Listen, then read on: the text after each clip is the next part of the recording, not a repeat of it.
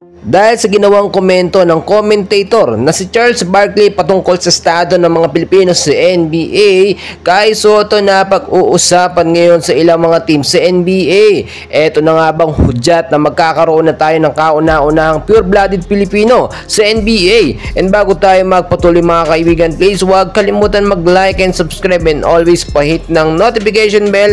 Maraming salamat po mga kaibigan. Alam naman natin na nandoon na tayo sa road na papunta sa dream ng mga Pilipino na magkaroon tayo ng kauna-unahang pure-blooded Pilipino na makakapaglaro sa NBA, at ang susi dyan sa ating pangarap ay walang iba kundi si Kai Sotto. Di hamak naman na nakita natin lahat ng potensyal at qualification para makapaglaro ang isang player sa NBA. Si Kai Sotto with 7-footer na height, 21 years old, napakabata pa, napakabilis matuto, smart IQ pagdating sa paglalaro, at tila mas mahahasa pa sa mga susunod na mga araw.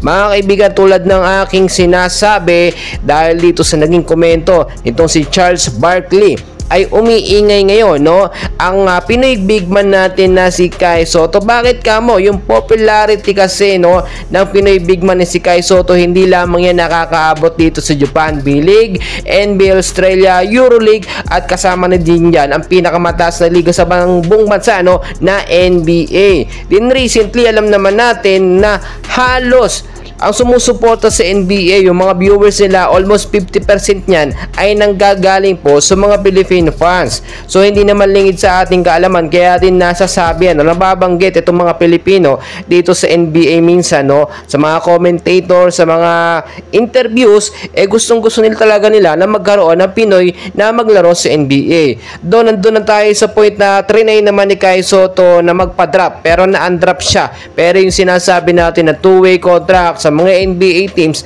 ay hindi imposible. Tulad na lamang sa nalapit sana na NBA Summer League, may opportunity na si Kai Sotto makapaglaro dito pero may kondisyon ang Wasserman agent ni Kai Sotto na kontrata muna bago maglaro sa NBA Summer League, dahil gagamitin lamang ang popularity at kasikatan ni Kai Sotto sa kung sino mang team sa NBA na kumuha sa kanya. Sa kabilang banda, hindi naman tayo nagmamadali na dapat meron na agad na Pilipino. Step by step ang gagawin. Ngayon ay nakita naman natin hinuhubog pa si Kai Sotto ng kanyang trainer dahil kung makikita po ninyo, mahabang training talaga ang nakalaan kay Kai Sotto ngayong taon ng 2024, at wala pa sila sa 1/4 ng training mga kaibigan. Pinaghahandaan din ang ating pambato na si Kai Sotto na Olympic qualifying tournament ngayon nalalapit na July. Ilang buwan na lang po yan simula ngayon.